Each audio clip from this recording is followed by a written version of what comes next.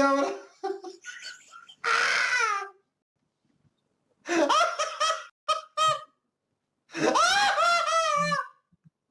Brat, ovo je bilo super. Jel dobro bilo? Ma šta reče? Čekaj, kako si? Dobro je bilo.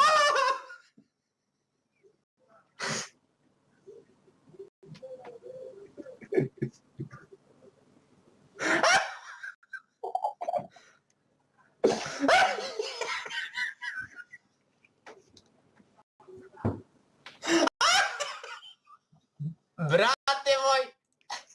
Pa šta zviždiš ko svitac?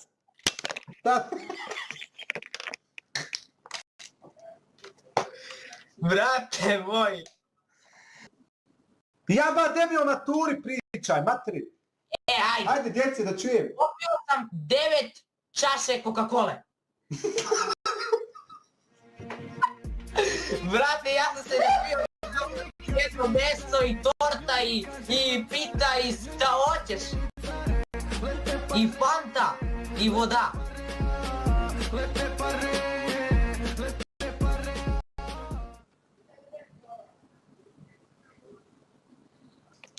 A slušaj me, brate moj. Koliko god ti nju volio i gotivio, koliko se sviđala, moraš biti svjestan da si ti muško. Jel ti jasno? Jasno. A šta muško treba da čuje? Da bude hrabar.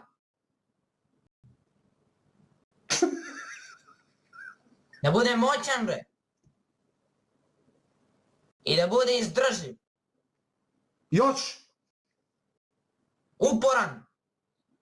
Dobro. I najbolje za kraj, moćan od svega. Pa rekao si moćan. A moćan.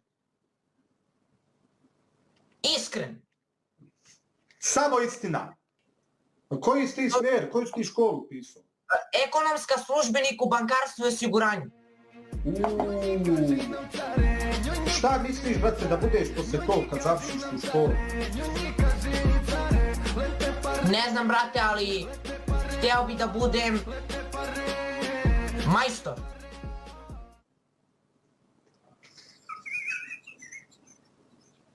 Majstor zanata. Pa ti već jesi majstor svog zanata. Ema, Huso, 40 godina. Ajde slušaj ovo sad. Ajde.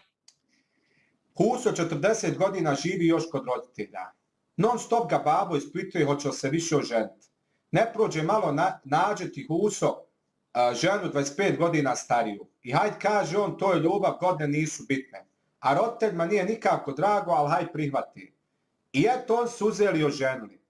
Došli kući, Huso digne mladu da je privede preko praga, kad mu babo sa strane viče: moj Huso, da je sreće sad bi je iznosio, a ne unosio.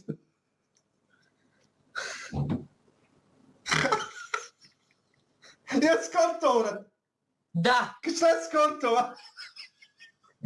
Pa da su se oženili. Šta si skonto? Da su se oženili.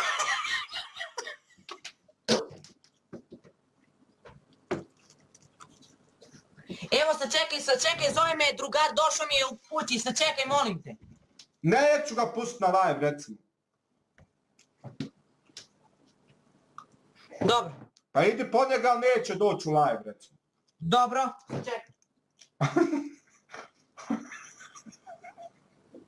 Evo me imate.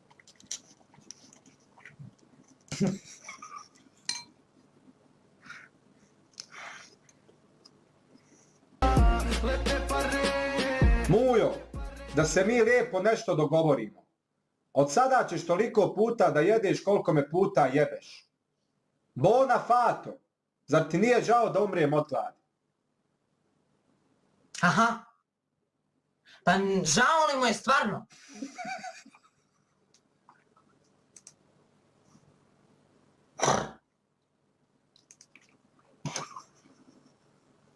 Ti svoj brat.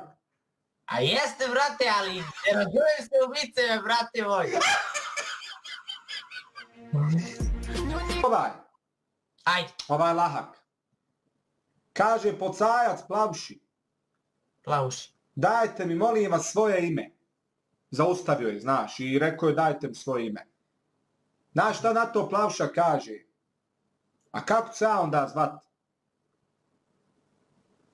Skontao sam da u tom vicu... Ponovi još jedan vic, još jednom. Još jednom ponovi, ajde. Kaže pocajac Plavuši, dajte mi molim vas svoje ime. A na to Plavša odgovara, a kako se ja onda zvati? Aha, skontao sam da nešto tu policajac pita Plavušu.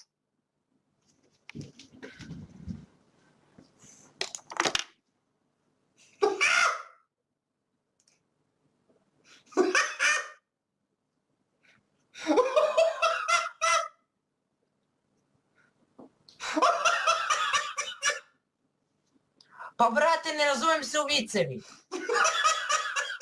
Marko, da ti pročitam vic. Hajde, brate. Najnoviji vicevi. Zove đavo Boga jedno prepodne i kaže mu, šta misliš da odigramo fudbalsku utakmicu pakao protiv raja? Bog se gladi po bradi pa mu reče, ali ti znaš da su najbolji fudbaleri svih vremena kod mene. Đavo se smeši i kaže, a jel ti znaš da su najbolje sudije kod mene? Ja skontao. Pa skontao sam na ovom vicu da nešto tu se pominjaju fudbaleri, pa pominje se neki sudija, pa znamo... ja isto, matere mi moje. Na fudbalsku utakmicu. Ja ništa skontao nisam, brate. Pa nisam ni ja skontao, ja pravo ti kažem.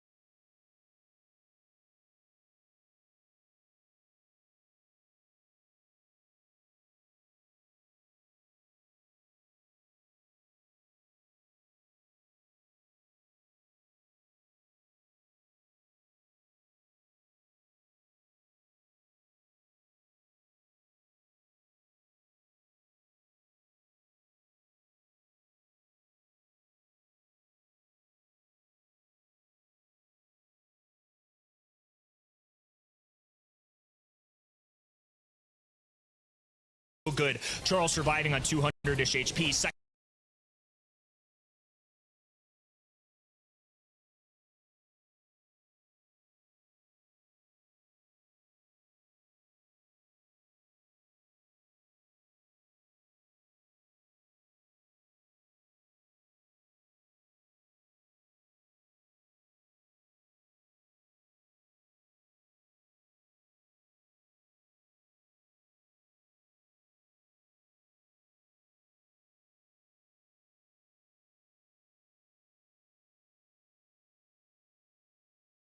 Second best, getting aggressive right when he needs to, getting out, making these trades. Zulon just popping a hypercharge out of desperation. They are facing a huge deficit right now, slowly climbing up, and Code OG have just been relentless. And you can see how Maisie gives you an edge, or at least a real shot at bringing the B down. That was starting from second best, but unnecessarily ultimately, as it's a very one-sided round for Code OG. This time, the berry is a nightmare, and the Maisie really gets rolling on the point. OG talked about in his interview, they underestimated their opponent last month and were embarrassed. 3-0 in the quarterfinals to a team of upstarts. This is an established organization. All of these players have gone against each other many a time. And I think for Code OG especially, having a hot start here, picking up your first set on the monthly finals of the year would be a huge difference maker compared to what we saw from them just previously. All right, Fade wants to really punish this choke here. OG gadgets away from the incoming damage from the thrower, and second best now can make his way forward. He does have a super ready. But OG just has to be a little careful now, as another rattled hive will be used to gain some of that control, and Zula will guarantee a couple of hits onto the Maisie. Charles is on their way back in now. Pioneers have really not been able to make use of the fact they've had a player advantage now, and Tyrant's about to get stunned up. There is no escape from the Ollie in moments like that. He chases the Ollie down, and Zulan is able to double back, but amidst all of this, Code OG just got themselves 15 free %. Zulan with a tap, though. Left-hand side one, and now second best in Charles will corral together in the mid. Going to receive the benefit of all the little puddles that Charles can throw down. Whole roster back together. Hypercharge, Zulan, Charles.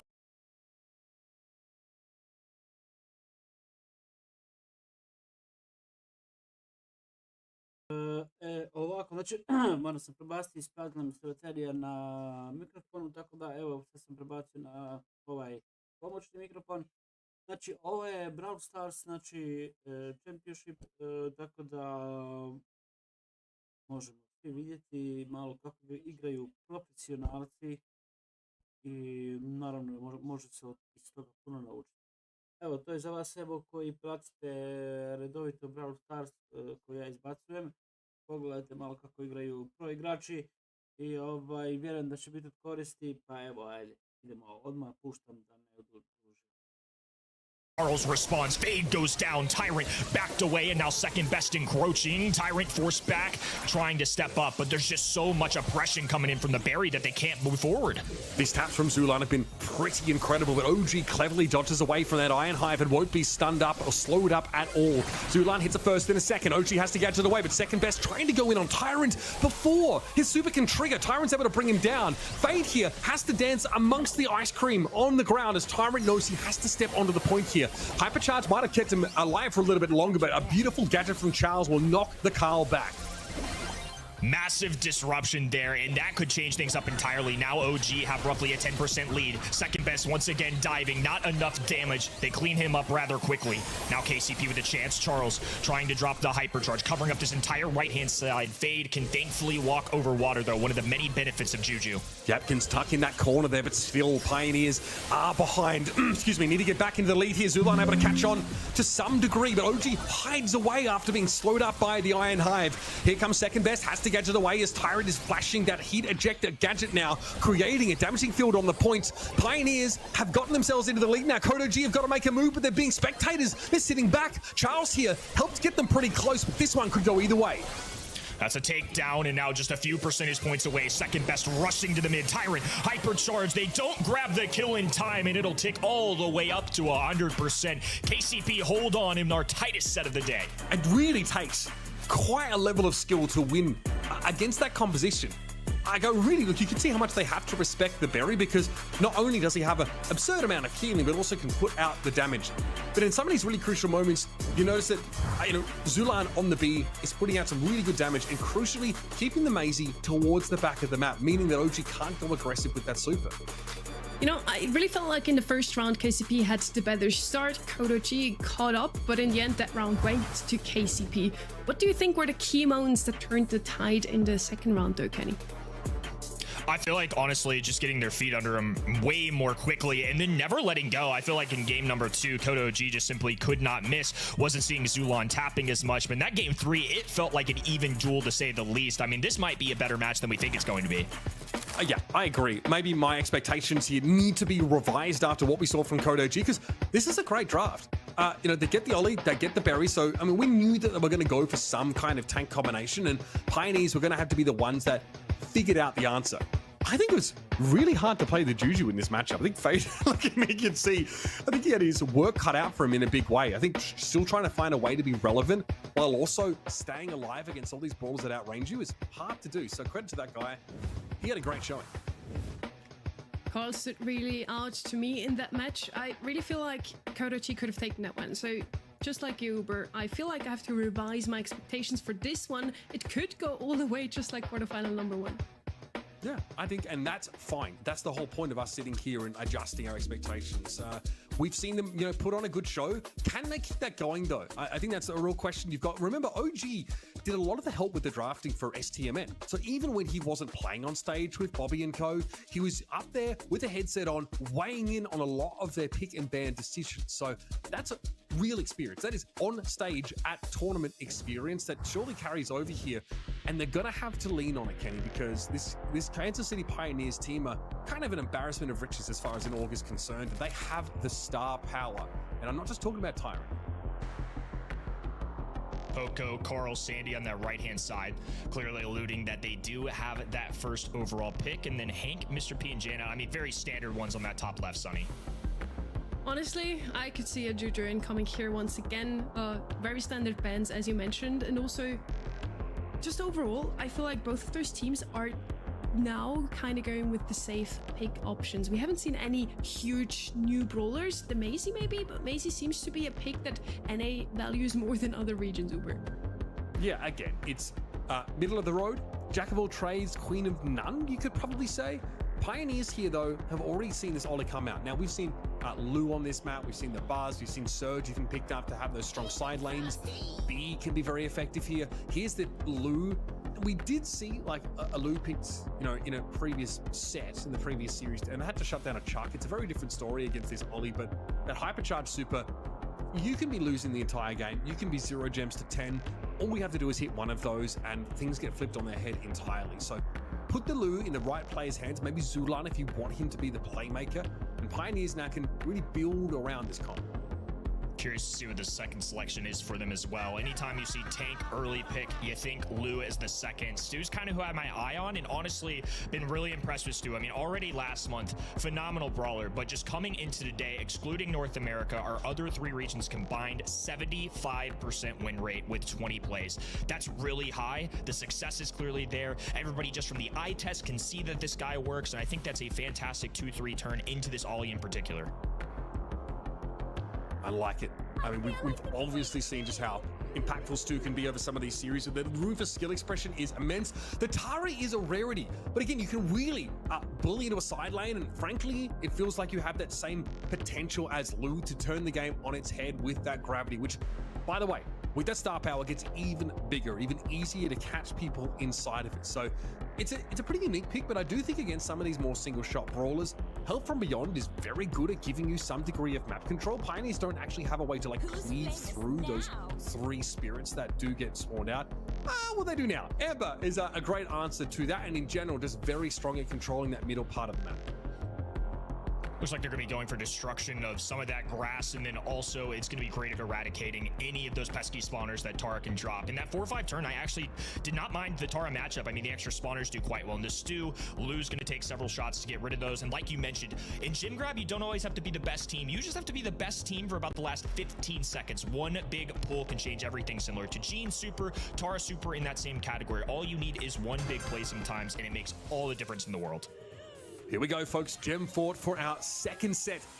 KCP managed to stink away that first game, that first step, but it was pretty close in the end. OG this time is going to be on the B, really wanting to exercise some level of mid control, and Zulan and Tyrant both will be outranged by that brawler. All the red roster in the mid, while KCP trying to intrude, get inside that fort. Phage just peppering away. Second best gets a kill, though. Now OG occupying. Tyrant, right-hand side, trying to work his way through Charles, who's being rather sneaky. That's a lot of grass to work with, and now Tyrant's going to get pinched out. Yeah, he's got no choice but to go forward, right? He knew he was in trouble as Charles has that grass control. Fade has not been able to clear the grass from the map just yet. There's been no super developed, and Zulan spent so much of that fight very, very low, but has been able to pick up 4 gems. Fade can flatten Charles. It's a really slanted matchup in favor of the Amber, and now can set up an oil field to potentially just, you know, control this space even further. Amber's got the range, the vision, can pierce through the gadget of Charles if he so chooses. I mean, it's just a lot of good things going for him, but where Charles can shine is into that Stu matchup. Deletes him immediately, now has a super. Our eyes need to be glued to that button. You can see Zulan does not want to give up control of the map. Even though he lost 2 teammates and has to deal with help from beyond, he just stands his ground, stands still, and gets ready to face him down. Here's a gravity from Charles. It'll catch Fade up. Charles is trying to relieve some of the pressure on that right side of the map, but it's not a play that allows any gems to be handed over to Code OG. Zulan, though, really, work cut out for him here as both of his side laners, we'll call them, are losing. Second best on that left-hand in. Of course, dropping the Protesto. You have to if you're second best. It's an automatic button. The Tyrant needs to build up a super of his own. Fade, working the right-hand side. Flamethrower connects. Charles falls, and now Tyrant's going to be able to move up to this left-hand side. They're looking for any opportunity to get a pinch to push OG out, because otherwise they're going to grab one more gem and start this countdown. Second best has been hiding in that bottom right corner of the gem fort grass, so that has to be cleared. Zulan, though, has not had an opportunity to come and get any stars over the last minute or so, and OG is now able to set up a countdown. And to what degree can KCP actually start a fight for these gems? None. Not when there's a gravity at play here for Charles, who will give over 1 gem. Zulan knows he needs a lot more than the elimination on the Tara, and OG has long since left the country. He's crossed the border, changed his name, and OG's team will be able to take this crucial first round. Brother was in a zip code of his own, to be honest with you. I mean, that was very uncontested towards the end there, and I feel like that came down to the lane matchups. They just couldn't get themselves a win on those sides. I mean, at times it felt like the Stu didn't have any supers to push forward, and even if he did, we have a Tara super ready to go. It is threatening. If you just hover around that button, just flash it, let the other team know you have it, sometimes that's enough to deter enemies as well. Tyron, for me, is the Stu player of North America. It's just such a quintessential pick for him, and he's been so dominant, but so far, he hasn't been able to do too much in this game. Fade has dealt with the Tara, that's fine. Zulan's been able to step up and take gems when they've had map control, but Tyron, even just being here on the left-hand side, generates a lot of threat. The problem is the Ollie. Dealing, I think, with that brawler here for Tyrant on his own is asking for a lot, but he is that low econ player that's expected to do very much with very little. Fade doing a great job of starting off this game number 2. Just gotta watch out for those Tara supers that get built up over time, because her interactions change entirely when she gets that. Gonna pop a gadget here, just press against these walls. Second best does not care, dives That's in. so ballsy. It's not gonna be enough. That is really aggressive, and it does not pay off at all. Yeah, okay, so supering into a Amber with Dancing Flames active is very brazen. Because even if you hit the stun, if you hypnotize her, it doesn't stop the gadget from working. So second best just took a ridiculous amount of damage trying to take that fight, and it's a little bit greedy, a little bit wasteful, and it allows Zulan to get to 6 gems here. And now Charles has a super, and it's not going to do much. It's a trade, and honestly, I think if you're KCP, you'll take that all day. It's going to be hard for him to build up another one. There's the Stu interaction I was kind of looking for, just trying to dash away from the Ollie hypnosis, and those notes will connect with him. But Tyron and his teammates still grab that kill. 7-6 overall. OG, nonetheless, has hung tough. Both of these mids, it's been a battle for them, and I think for B, who's got that extra range, a really frustrating gadget, it does make it rather oppressive in a 1v1 interaction with that Lou. It's the one gem on Fade, though, that's going to be a problem here, Kenny, because both mids have been taking the gems that spawn on their side of the well. That's all well and good. Now OG's able to get a little bit more. He steps forward and takes one of Zulan's away, and even with that speed zone, it's a very scary time for the very low health Lou. Zulan needs to get out of the fight and heal up, but there's not enough time left in the round, as one more gem will get Code OG to a winning position, and a stunning shot from the OG himself. Clever connection there onto the Lou, drops those gems, and now all he has to do is snap one up, and that will be the countdown. Great patience coming out of OG. There's the hypercharge from Charles. Connects to Zulan, the primary gym carrier and major control brawler, falls. And now OG, once again, shipping it overseas. Going to be on his own. Fade back to Wade. Tyrant slowed. They just need some kind of tag, and they will find none. Code OG respond in great fashion and tie things up here in our match. Yep, catch your boy with the timeshare in the Maldives. He is out of there. Nicely done. Really, I think like the draft here for Code OG was very good, and I think for Tyrant, there's not an easy solution to deal with that Ollie at any stage of the game. And honestly, they're always watching their backs, because Charles constantly is sneaking down that right side lane and threatening a big Tara super to flip the round on its head. That's just a lot to deal with, and I just don't feel like, Sonny, Lou outside of super is a strong enough, a threatening, a bullying enough mid to really take advantage. It wasn't only their mid though. Kenny mentioned it very early in this match. It was a very tough lane matchup for Pioneers as well. Even with Zulan miraculously picking up gems even when his lanes were down, that was a very strong showing from Code OG in both draft and resilience after that set 1. I feel like the Amber is just designed to flatten Tara. Like she dominates that matchup. She counters it. The problem is that Tyrant couldn't really handle second best on his own, and Fade needed to clear some of the bushes inside the fort, and then Zulan has to play ultra passive because he obviously gets completely outranged and kind of wrecked by the beat. I do feel like that was something that I was constantly aware of as well. Obviously, those lanes not necessarily working themselves out all the time, but you know, ideally, Lou is the control brawler. He wants to be playing into somebody like Ollie, who's a tank. If he hits a shot, he freezes them, easy kill. But I feel like he was passive. I think that was something of note as well. Into B specifically, B is a longer range brawler. I mean, look at these moments where especially OG is finally charging up a hypercharge. Zulan just has to go to the other end, and especially on this map when there's no wall break or any factor to kind of retake, they just have to walk away. They get locked out, and I feel like there were very few times where we ever saw OG fall or just die in general. I mean, he was a constant presence in that mid. This was another 2-0-2-0 so far, so again, draft must be very important. This proves to be, at least. I'm looking forward to the next round now. This is one of the closest matches we could have wished for, yet it didn't really look close in the predictions at all. I think we all pretty much thought Pioneers should take this one, but it's so lovely to see that even the teams that might not have the biggest of following behind them, might not be the clear favorites, have what it takes to maybe move all the way today. Everything is open. I think like this Kodo G team, they had a really bad first month. Like they're the ones that got upset by the sort of the Dark Horse team, which never feels good. But I think if we look at the tournament holistically, they lost to the eventual second place team, who were just really impressive here. And Pioneers, I said at the start of this game, they really should be like a top 2 team in this region. There's just no excuse not to be that good. And this Kodo G team, they basically collected up the players that were left over.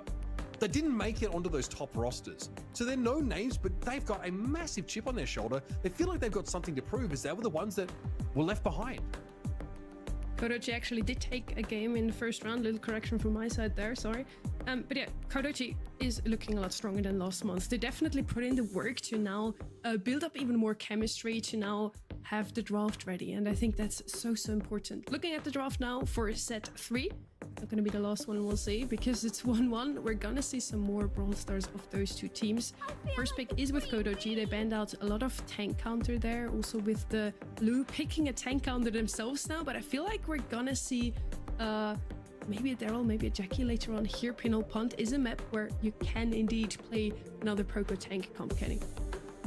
There are some wild tanks in this current meta that show up quite a bit, and maybe that's due to balance changes, whatever have you. But to your point, you know, we saw Jackie even earlier today, and I truly was not shocked. I mean, I've seen some really interesting ones come out of North America, especially South America yesterday, who kind of did their own thing a little bit. I mean, a lot of months there are some key things that are similar. Hank, for example, being the most banned pretty much everywhere, but Juju, a little extra flash yesterday. You get these kind of brawlers in their own little lanes and pockets. Meeple, somebody that's certainly risen up the ranks along here as well, and I think for large region, due to his gadgets, due to the extra balance change that he got, I don't mind this. I want to see what it's paired with though before I really make a hard decision on if I like it or not, because obviously into B by itself, not necessarily a free lane win by any means. No, I mean, there is a play that you can make with the dice tower that traps somebody like inside the goals and allows you to walk it in some cases. So you can do some pretty dirty things with the Meeple here.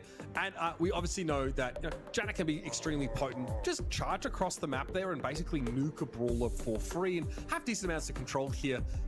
Okay, so we know how much Charles loves to play the Frank, and this is a pretty reasonable map for it. I think the question for me, Kenny, is will there be extra like supportive architecture for it? I got my answer straight away. You get the berry.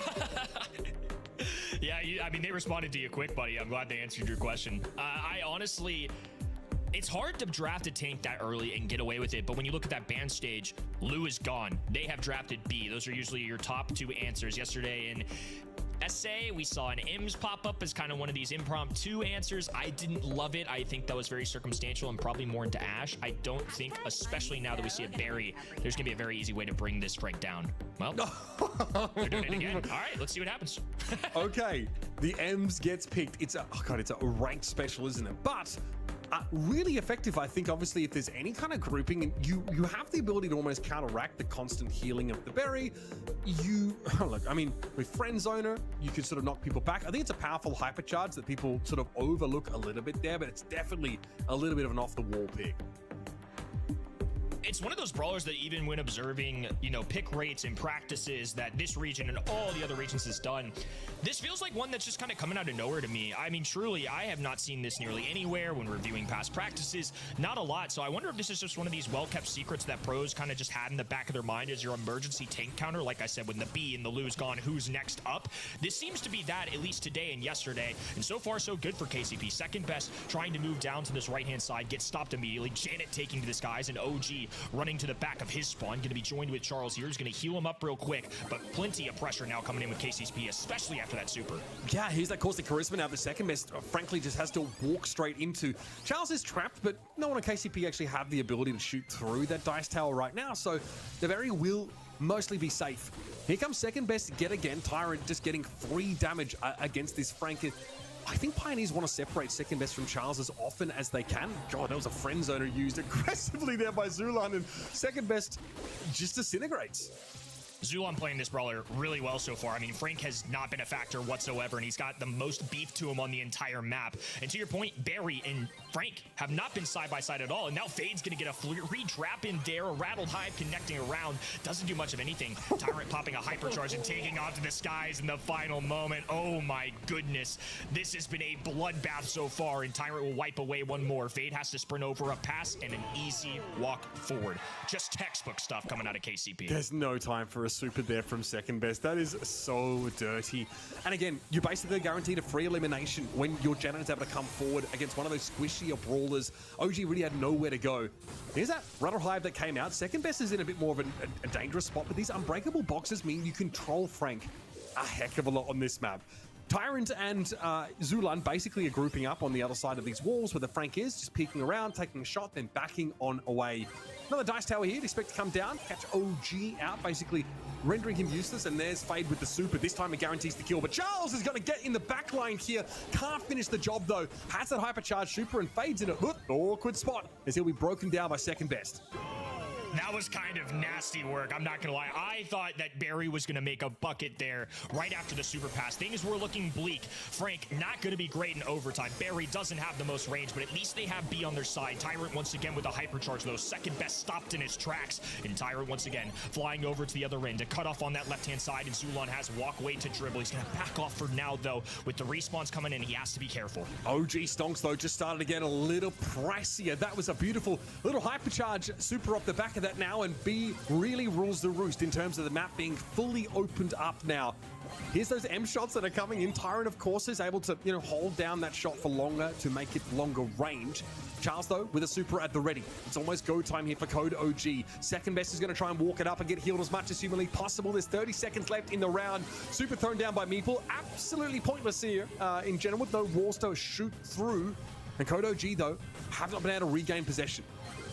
20 on the clock, and now a cutoff right-hand side. The Meeple Mansion constructed here, and second best has to walk the long way. Hypercharge available for Charles. It's a dish to the right-hand side. Second best marching down the map, just trying to hold their ground. Everybody just playing even keel. Charles dives in. There's the aggression. A pull through. Second best strikes. Super shot available. A super pass over. OG trying to split the defense, and it's stopped on the goal line. We've got a tie. Okay, we're going to run it back here, folks. Same compositions, same map. Neither team able to get the edge in the last couple of moments there, but this was a 1-1 scoreline, and it was Pioneers who had such a great start on this map. But things started to unravel a little bit for them there, and it looked like a rueful shake of the head from Fade. Pioneers can't be happy with that result. So let's run it back and try it one more time. And Meeple continuing to build a neighborhood here in the middle of our map. Once again, the wall's going up, and second best will force himself to the left-hand side. OG Charles taking over the mid, and Fade taking his time while Tyrant has a super. That's something they were able to cycle plenty, a couple hypercharges, but second best clobbers it home on the left-hand end. That gadget is so sick there. Just able to catch the corner of a shot on towards the Janet, reeling them in, and it's egg on Tyrant's face. The second best shows why they are so talented at this game. Zulan here just trying to dodge away from some of that damage. A friend zone will knock the Frank into the optimal zone to take damage from the M's. And there is a Caustic Charisma at the ready for Zulan.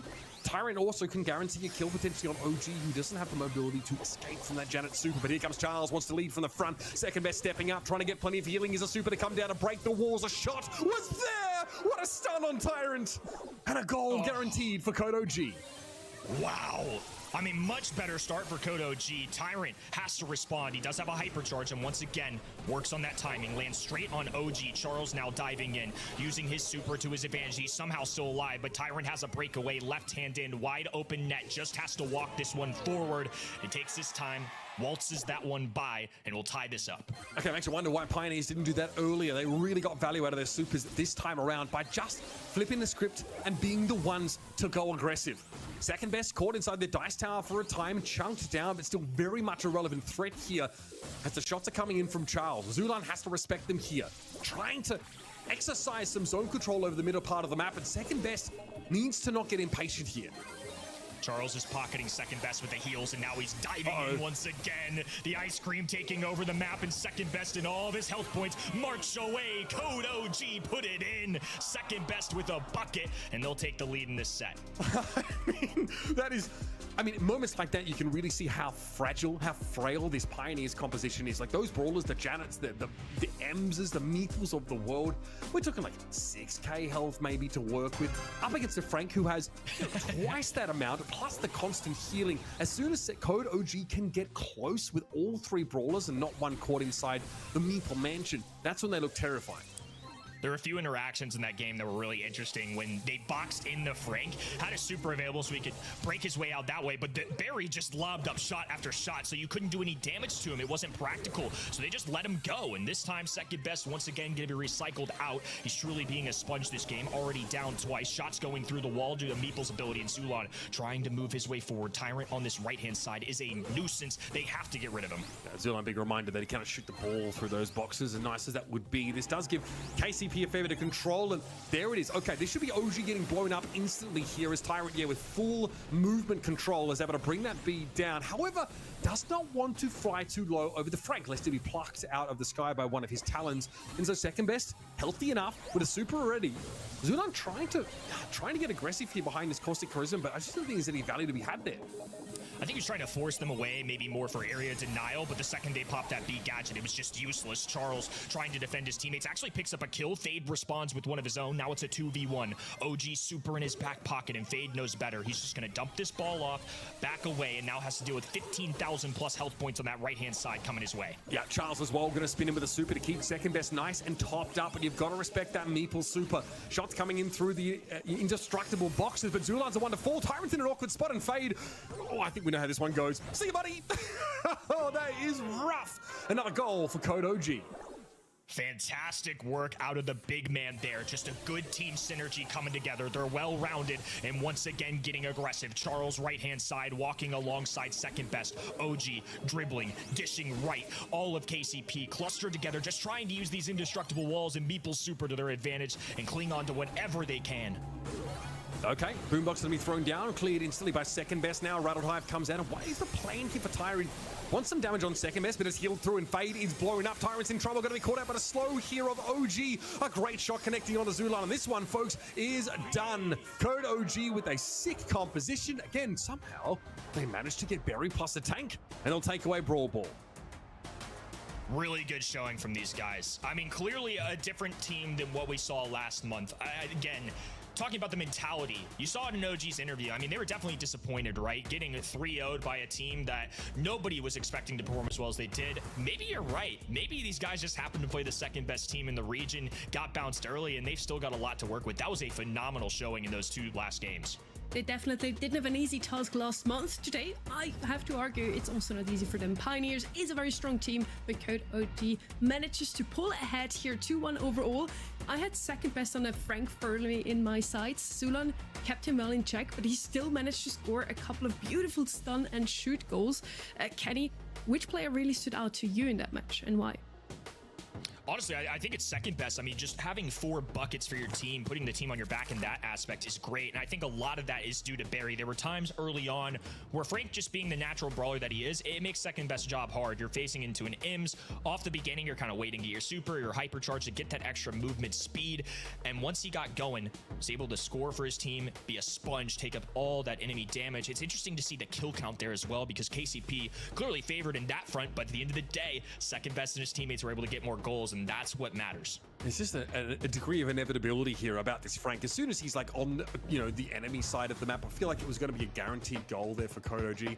And because Pioneers aren't playing like a Gale, they don't have a good way to like literally, force that Frank back. They've got damage, right, that really punishes like slow brawlers like the M's, but you need a lot of it against Frank. He is so healthy, and with that healing available, virtually unkillable in some cases. I kind of saw it coming that they would pick up a tank simply based on their bans, and the Frank was the perfect pick for them, clearly. Heading into layer cake now, Code OG could already close it all out here. Overall, I have to say, I'm just absolutely loving how close all of our matches are today, Kenny. Every single one of them feel like it's coming down to the wire, and it's so nice to see such evenly matched teams overall. It really shows how high the level of competition is. Look, I feel like I say it every year, and this year is no exception. To win in this game gets more and more difficult. The more years that go by, the smarter these players get. Clearly, the mechanics are unbelievably unmatched from past years. I mean, just look at the evolution of the game. Everybody's getting good. You have so much tape to review, draft strategy to go over. It gives every team a chance at it. Love seeing a team like Code OG, some previous veterans, and now joining together as kind of that free agent roster that you mentioned earlier, Uber. It's awesome to see. So having Carl jump in here as his first overall pick, especially with these bands, really doesn't surprise me. This has been a common one this weekend. Yeah, absolutely. I think Pioneers sort of see the writing on the wall a little bit here, and there is like a max team composition available. Should want to go that way. Very powerful corner bounce. This is also the kind of map where like I'm not surprised to see a break. There's being able to cross those in a pinch to solutions in the back line. I guess they face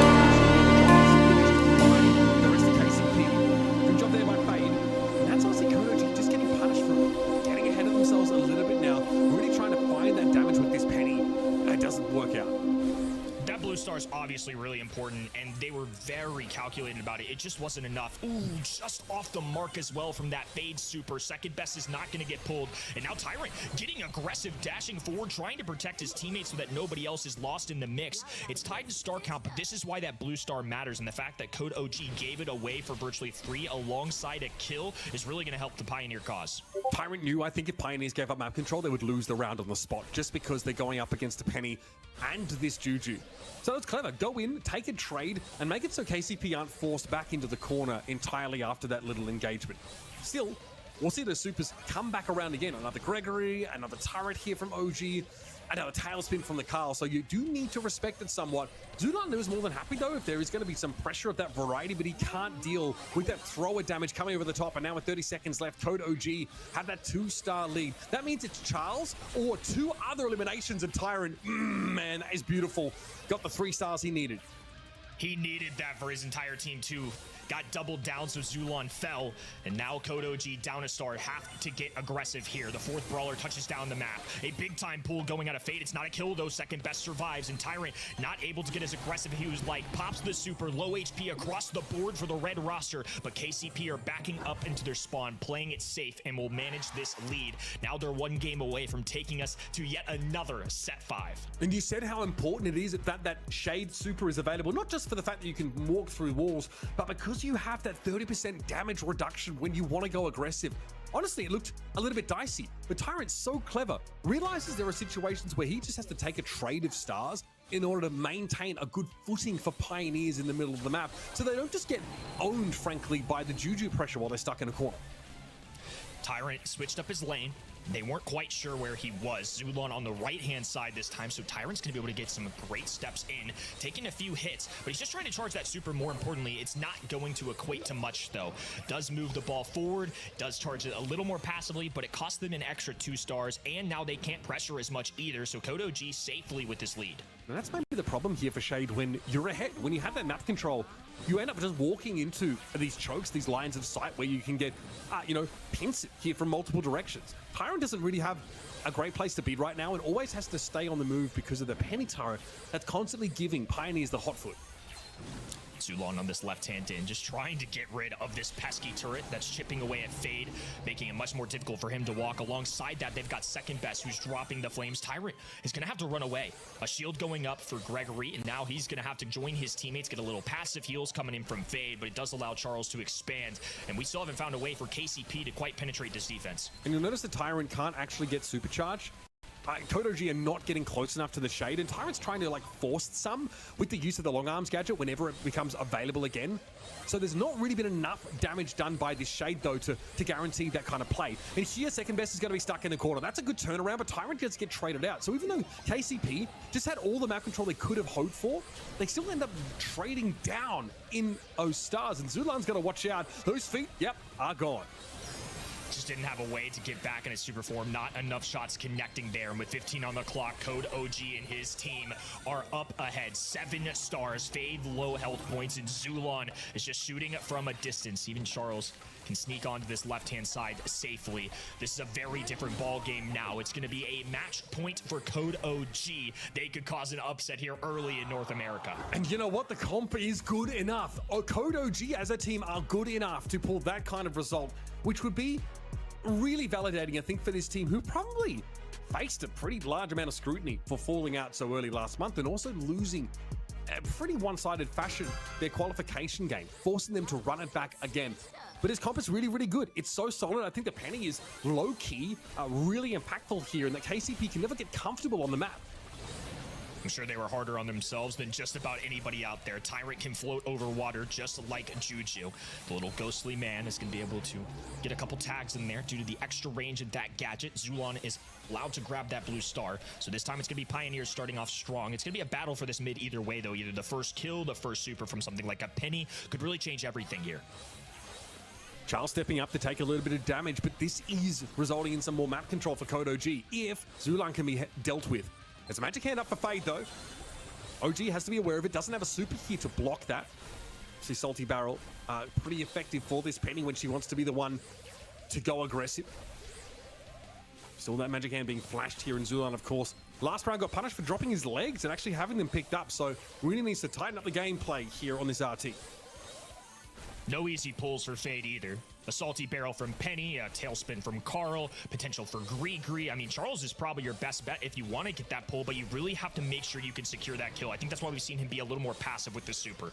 Yeah, look at the Juju. I mean, she can outrange you so effortlessly on this map while still, staying clear of that magic hand. Charles wasn't born yesterday. He knows that he can just poke here and there at long range. When he builds a super, that means that he has protection, against a magic hand.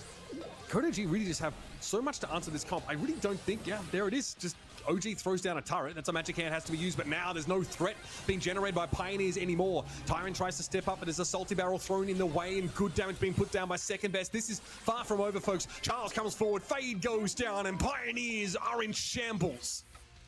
Code OG can safely walk away.